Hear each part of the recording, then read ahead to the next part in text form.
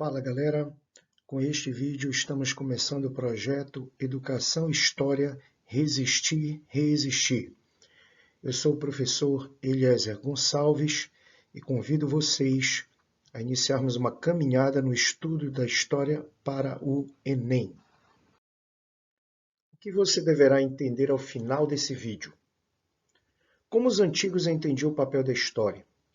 O que foi a escrita da história até meados do século XIX? O que passou a ser a escrita da história a partir do século XX? Quais as escolas historiográficas seguidas no Brasil? Quais as contribuições de cada escola historiográfica para o estudo da história? De início, precisamos entender o que significa a palavra história. História é uma palavra que vem do grego, história, e no grego, história significa pesquisa, conhecimento advindo da investigação. Portanto, a nossa palavra portuguesa história, ela na verdade significa pesquisa, conhecimento, investigação, estudo. Para entendermos como os antigos compreendiam a história, eu proponho a análise desta pintura do pintor grego Nicolaus Gysis, um óleo sobre tela de 1892, no qual a história é representada por uma mulher adulta, forte, quase masculina de tão imponente. De outro lado, a vida, representada por uma criança jovem, frágil, mas que porta a chama da vida. A história usa um quadro que não aparece para quem observa a pintura, mas nesse quadro estaria pintada toda a história de todos os povos. E a personificação da história usa exatamente este quadro para guiar a mão da criança na escrita de um livro cuja história ainda está por ser escrita, ou seja, a história dos povos ainda está por ser escrita. Dessa forma, a vida, ela funciona como uma aprendiz e a história funciona como uma mestra. Dessa forma, a concepção da antiguidade da história como mestra da vida, ela vai predominar até o século XIX. Agora, se a ideia de mestra da vida predomina até o século XIX, veja, vamos procurar começar a fazer uma crítica historiográfica a partir de algumas provocações na fala do historiador francês Marc Bloch. A história é a ciência que estuda o homem no tempo. O objetivo da história é, por natureza, o homem. A incompreensão do presente nasce fatalmente da ignorância do passado. Sendo assim, a partir dessas provocações de Marc Bloch, o que foi a escrita da história até meados do século XIX e o que passou a ser a escrita da história a partir do século XX? Vamos começar com a escola positivista. Essa escola foi influenciada pela filosofia positivista de Auguste Comte, filósofo francês do século XIX, que entendia que os ideais da Revolução Francesa foram desestruturantes, desestruturaram a ordem social. E que, assim, a ordem social, a ordem da sociedade, deveria ser guiada por uma elite econômica, formada por banqueiros industriais, e ainda uma elite intelectual formada por cientistas e filósofos positivistas. Dessa forma, o Comte concebia uma história como apenas uma sucessão de fatos e as suas consequências. que havia verdades ou leis imutáveis na história que seriam possíveis de ser apreendidas e entendidas através da consulta do maior número de documentos escritos possíveis. Para tanto, o Conte acreditava que narrar a vida de grandes homens seria escrever uma grande história. Todos esses elementos coincidem com a instabilidade que a sociedade francesa vivia no século XIX. A visão do Comte e a visão da escola positivista, ela é uma visão futurista, que tenta trazer um progresso, uma evolução, um futuro grandioso da humanidade para o seu próprio presente. É como que se através dessas leis imutáveis aprendidas através da história, é como que se através da narrativa dos grandes homens, dos grandes personagens, se pudesse trazer esse futuro, se pudesse trazer essas glórias do futuro para o próprio presente. A escola metódica alemã, uma prática metodológica que foi muito influenciada pela hermenêutica jurídica alemã, pela hermenêutica teológica alemã, contou com vários historiadores, mas com um grande destaque para Leopold von Ranke. Na metodologia do Ranke, o documento escrito seria a única fonte histórica. O documento oficial, produzido pelo Estado, pelo governo, seria a única fonte confiável. O documento não precisaria ser interpretado porque esse documento falaria por si mesmo, não necessitando de análise. E exatamente por isso, os historiadores deveriam ser objetivos, ou seja, não deveriam criticar, analisar, refletir os documentos. Os historiadores deveriam apenas transcrevê-los em suas narrativas. Dessa forma, a narrativa histórica, na concepção de von Ranke, seria uma narrativa cientificista, pela objetividade dos historiadores, erudita, porque se basearia em documentos oficiais, em documentos verdadeiros, em documentos que narravam a verdade histórica, e universalista, ou seja, essa verdade histórica, ela seria universal.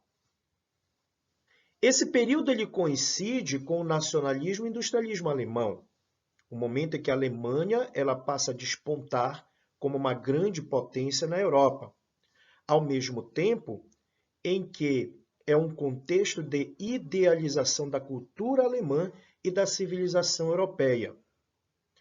A metodologia do von Ranke desenvolveu, portanto, uma visão passadista. O passado aconteceu e, enquanto acontecimento é uma verdade que não poderá ser mudada.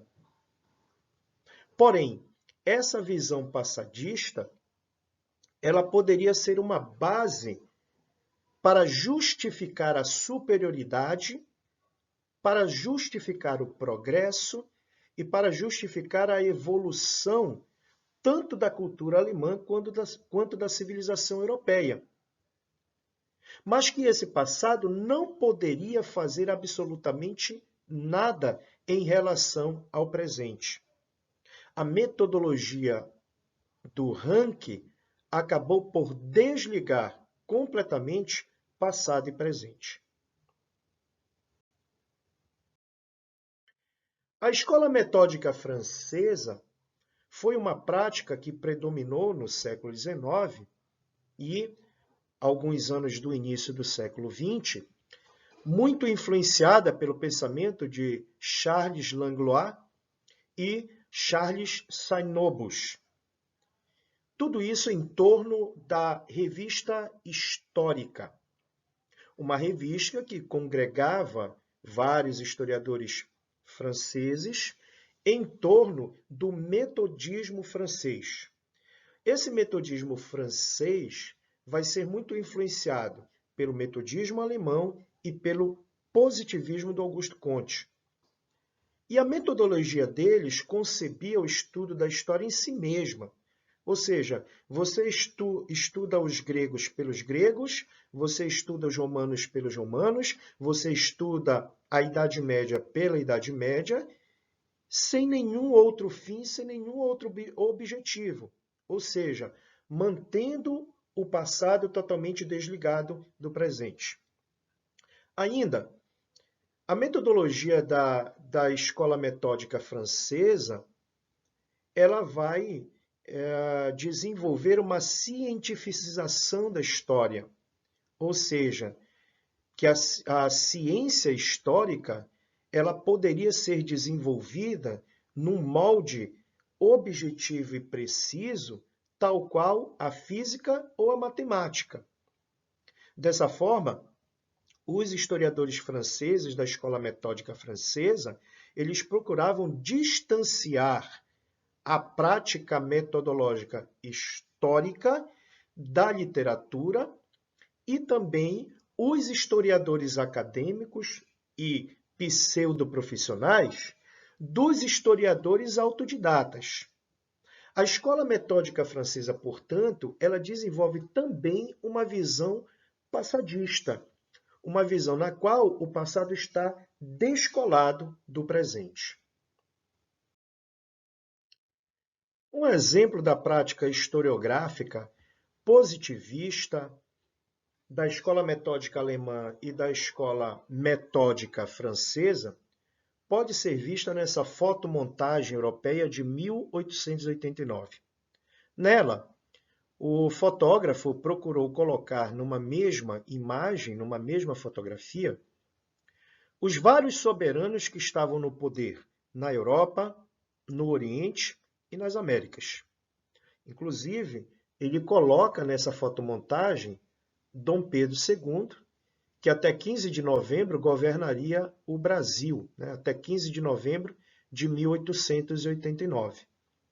Essa fotomontagem, que traz ainda a Rainha Vitória, ela é, na verdade, uma tentativa de narrar o poder que era exercido no mundo pelos grandes homens, pelos grandes reis, pelos grandes príncipes, pelas grandes rainhas.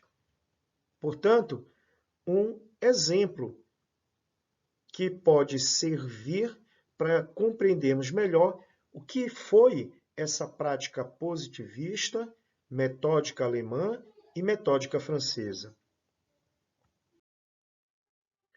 A escola marxista ela vai ser desenvolvida a partir das ideias do materialismo histórico e dialético do Karl Marx e do Friedrich Engels, e defendeu a história como uma narrativa de análise ampla e, ao mesmo tempo, crítica.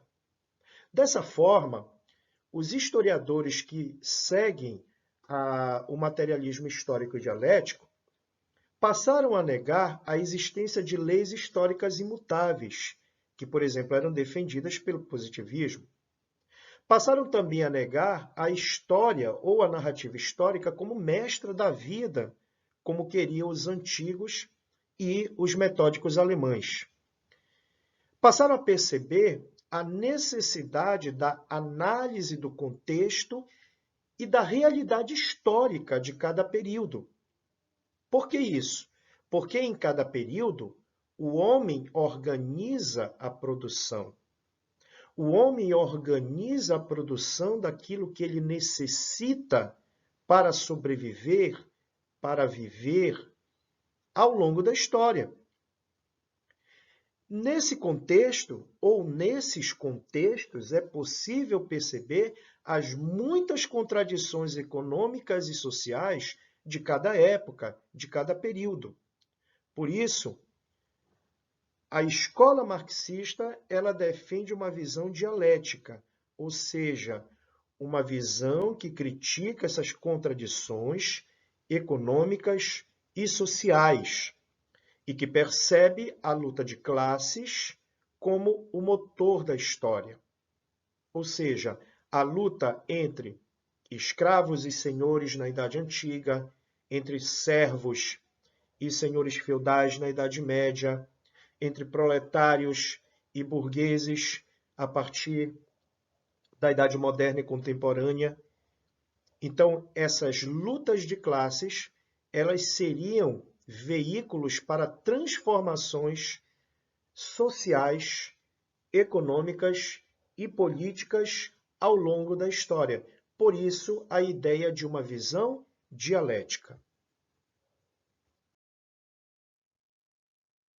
Influenciada pelo materialismo histórico dialético, a partir de 1929, a Escola dos Análises, que girou em torno da fundação da revista Anais de História Econômica e Social, por Marc Bloch e Lucien Febvre, aos quais se associaram ao longo de 30 anos os historiadores Fernand Braudel, Jacques Le Goff, Leroy Ladurie e Roger Chartier, entre outros. A prática desses historiadores vai girar em torno de um novo ofício de historiador. Um novo ofício que passou a interrogar o passado a partir dos problemas do presente, concebendo a noção de história-problema, que vai buscar substituir a mera narrativa dos acontecimentos e que acaba por expandir a compreensão de fontes históricas.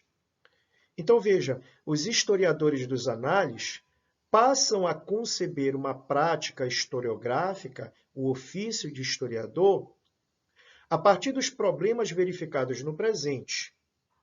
A partir desses problemas do presente, os historiadores olham para o passado, olham para aquilo que se pode ver do passado, para buscar elementos, aspectos, características que nos ajudem a compreender os problemas presentes e nos ajudem também a solucionar esses problemas presentes.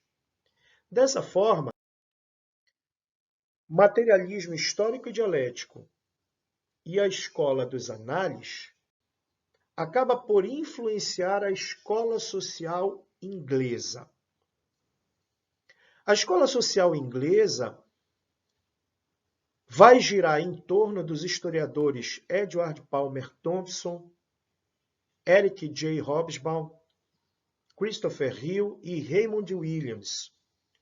Todos eles historiadores participantes da revista Nova Esquerda, que vai transformar a historiografia inglesa e vai estabelecer uma crítica ao materialismo histórico dialético, aquilo que Hobsbawm chamou de marxismo vulgar.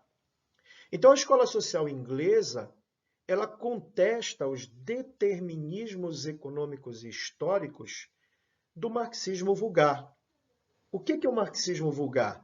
Foram as leituras feitas por vários historiadores ao longo do século XX e que fizeram as suas próprias interpretações do materialismo histórico dialético, não sendo, portanto, o próprio materialismo histórico dialético.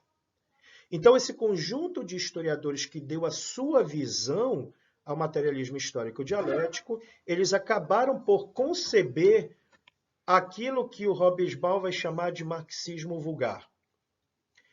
A escola social inglesa contesta os determinismos, tanto da economia quanto da história, desenvolvidos por esse marxismo vulgar.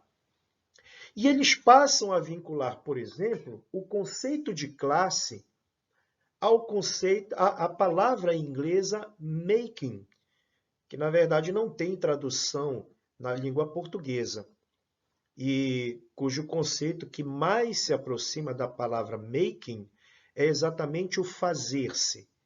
Então, os historiadores da escola social inglesa, eles passam a divulgar a ideia, principalmente a partir do historiador Edward Palmer Thompson, na sua obra clássica, A Formação da Classe Operária Inglesa, eles passam a defender a ideia de uma classe no seu fazer-se. No seu fazer-se a partir das experiências cotidianas reais, a partir das experiências concretas, nas quais a classe ela vai se desenvolvendo para si, dentro da luta social, dentro dos embates sociais, dentro das contestações sociais, e não necessariamente por doutrinas ou por teorias. Dessa forma, os espaços das manifestações culturais se tornam espaços de conflito, de resistência e de disputa. Por isso, a visão da escola social inglesa, ela passa a ser uma visão do presente, mas um presente em contínuo making, em contínuo fazer-se. Então, os operários, eles não serão operários porque acreditam numa teoria ou numa doutrina que diz que ele é operário. Ele se vê como operário dentro da sua realidade na fábrica, dentro da sua realidade no futebol, dentro da sua realidade jogando sinuca, dentro da sua realidade em família, dentro da sua realidade contínua social. Então, dentro de todos esses espaços, o operário ele vai se fazendo e vai se constituindo como operário e passa a se ver, portanto, como proletário. Ele passa a se ver, portanto, como um trabalhador que tem necessidades, que tem carências sociais e que passa a usar os espaços onde ele convive, que são espaços sociais, espaços de cultura, como espaços de resistência, de disputa e, em algum sentido, de conflito. Para compreendermos melhor as transformações trazidas com o materialismo histórico dialético, a escola dos análises e a escola social inglesa, proponho o texto do professor José Carlos Reis, no qual ele diz: o presente tem um interesse vivo pelo passado. Perguntas que ele se faz para se compreender melhor enquanto continuidade e diferença. A história como conhecimento dos homens no tempo, então, não se restringe ao passado.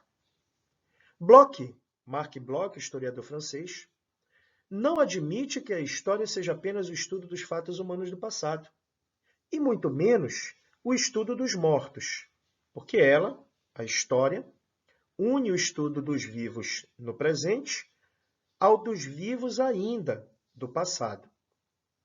O objeto da história é a vida presente passada, que estava na parte superior da ampulheta, e não os homens pulverizados pelo tempo, indiferenciados e amontoados na parte inferior, que são incognoscíveis. Para nós entendermos melhor a ideia da ampulheta da história, eu proponho esta metáfora.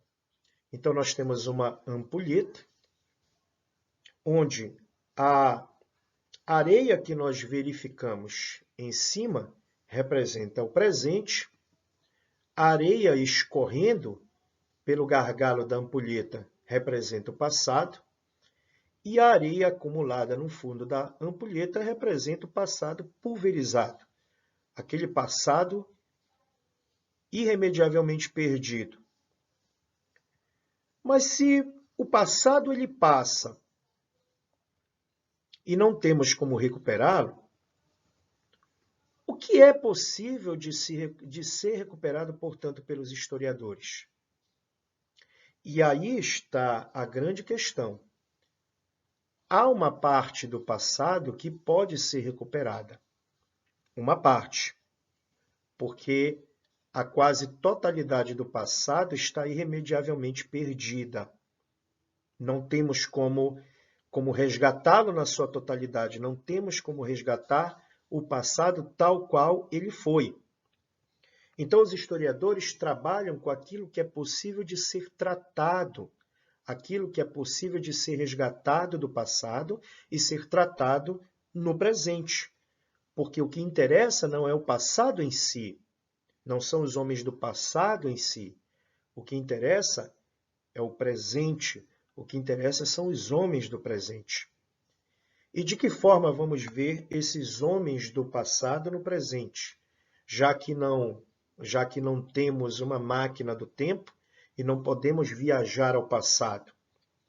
Nós podemos olhar ao passado pelas fontes históricas. E o que seriam as fontes históricas? Seriam tudo que o homem tocou ou que pode ser relacionado ao homem. Para nós entendermos melhor essas concepções, veja, neste poema de Carlos Drummond de Andrade, publicado no livro A Rosa do Povo, de 1930, Carlos Drummond de Andrade vai nos dizer o seguinte: pois de tudo fica um pouco de teu queixo no queixo de tua filha, de teu áspero silêncio um pouco ficou, um pouco nos muros zangados, nas folhas mudas que sobem. Ficou um pouco de tudo no pires de porcelana, dragão partido, flor branca. Ficou um pouco de ruga na vossa testa, retrato. Se de tudo fica um pouco, mas por que não ficaria um pouco de mim? No trem que leva ao norte, no barco, nos anúncios de jornal, um pouco de mim em Londres, um pouco de mim algures, na consoante, no poço. A reflexão de Carlos Drummond de Andrade, ela parte exatamente da questão de que cada um de nós é um sujeito na sua realidade histórico-social. Cada um de nós, ao se relacionar com as pessoas, ao se relacionar com as instituições, ao se relacionar com os vários contextos nos quais vivemos, algo de nós fica nesse passado. Algo de nós permanece ali naquele passado. Algo de nós permanece, portanto, nas fontes. Fontes que podem se tornar fontes. Assim, se a escola metódica alemã, a escola metódica francesa e o positivismo concebiam que só se podia fazer história através dos documentos escritos, e por isso o surgimento de um preconceito historiográfico através do conceito de pré-história, ou seja, aquela história de sociedades que não possuem escritas, a crítica do materialismo histórico dialético, a escola dos análises e a escola social inglesa passaram a perceber que não eram apenas os documentos escritos ou os documentos oficiais que poderiam se tornar, portanto, fontes históricas. Muitas outras manifestações da cultura, da sociedade, poderiam se tornar fontes históricas. As pinturas rupestres, os quipus da sociedade inca, os grafites pintados nos muros dos grandes centros urbanos, a música, as ferramentas, as roupas, os prédios e os próprios documentos escritos. Todos eles em conjunto, eles passaram a adquirir o status de fonte histórica, desde que trabalhados, desde que analisados, desde que criticados pelos historiadores, seguindo uma metodologia, seguindo princípios e seguindo a produção historiográfica já existente. Dessa forma, pelo que a história e o historiador realmente se interessam? Proponho a vocês a metáfora de um carro. Então veja, os historiadores se interessam pelo passado, somente pelo passado? Se interessam somente pelo presente? Se interessam pelo futuro? Se interessam por encontrar alguma verdade imutável, incontestável? Pelo que a história e o historiador se interessam? Então pensemos num carro que você dirige. Você dirige este carro numa estrada. Evidentemente, seus olhos estarão direcionados para a frente da estrada, para o caminho que você está percorrendo. E você está sentado no banco do motorista, dirigindo esse carro. Portanto, esse momento é o seu presente. Para dirigir o seu carro e para seguir no caminho sempre em frente, ocasionalmente você vai precisar olhar para os retrovisores do seu carro, para manter a sua direção segura. Dessa forma, quando você olha pelo retrovisor, o que você vê é uma pequena parte do caminho que você já percorreu. É uma pequena parte do caminho pelo qual você já andou e que, à medida que você vai se dirigindo à frente no seu carro, à medida que você vai correndo pela estrada no seu carro, aquela imagem no retrovisor ela vai ficando cada vez menor, cada vez mais distante. Essa imagem do retrovisor é o passado. E, obviamente, o caminho que você ainda precisa percorrer é o futuro. Os historiadores, eles estão no presente e eles se interessam pelos problemas do presente. Você precisa dirigir, em algum momento você vai precisar usar a buzina, luzes de freio, em algum momento você vai precisar levantar os vidros do carro ou baixar os vidros do carro. Em algum momento você vai precisar parar para abastecer. Então perceba, esse é o presente. Mas para que a sua viagem continue tranquila, continue transcorrendo normalmente, ocasionalmente você olha pelo retrovisor para continuar o seu caminho em direção à frente. Dessa forma, eu proponho uma outra metáfora para vocês. A metáfora do sótão e do porão. Nas casas europeias e da América do Norte, são muito comuns se construir casas onde há essas duas áreas, né? O sótão e o porão. Se nós considerarmos que a escola metódica alemã, francesa e a escola positivista só olhava para os grandes personagens, para os imperadores e generais, então o que nós temos aqui é uma história vista do sótão, ou seja, vista de cima, do ponto mais alto da sociedade. E os vários historiadores da Escola dos Análises, os vários historiadores da escola social inglesa, eles passaram a perceber que haviam outros personagens, que não havia apenas os imperadores, haviam também os súditos, que não haviam apenas os generais, haviam os soldados, que não haviam apenas os industriais e banqueiros, haviam os operários. Portanto, os historiadores dos análises e os historiadores da escola social inglesa passaram a fazer uma história vista do porão ao sótão. Uma história que vai procurar ver os trabalhadores urbanos, os trabalhadores rurais, as mulheres, as crianças, os marginalizados. E tudo isso partindo de novas fontes.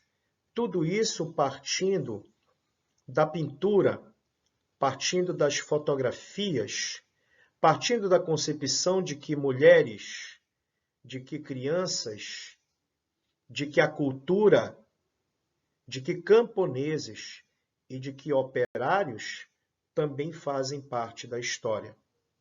Não apenas os generais, não apenas os reis, não apenas os grandes políticos e grandes banqueiros industriais, mas também a massa, o povo.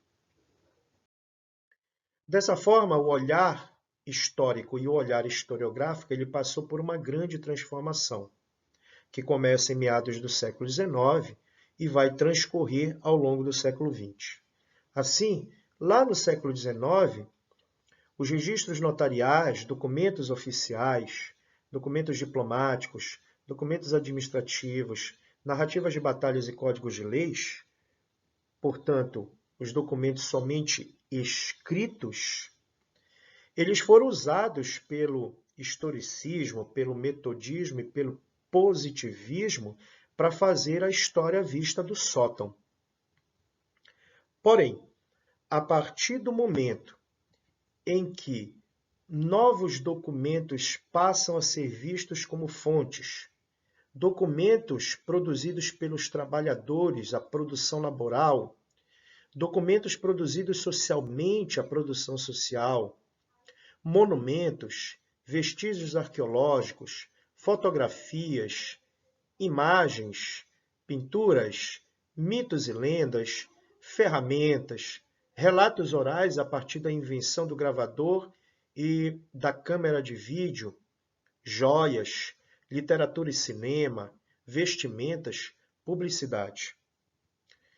Documentos escritos, documentos não escritos, produzidos culturalmente, passaram a ser usados pelo materialismo histórico dialético, pela escola dos análises, pela história da arte, pela história cultural, pela história oral, pela história das cidades, pela história social inglesa, pela história do tempo presente, pela história imediata. A história vista do porão ao sótão. No próximo vídeo, nós vamos trabalhar com a questão do patrimônio cultural. Espero vocês. Até lá!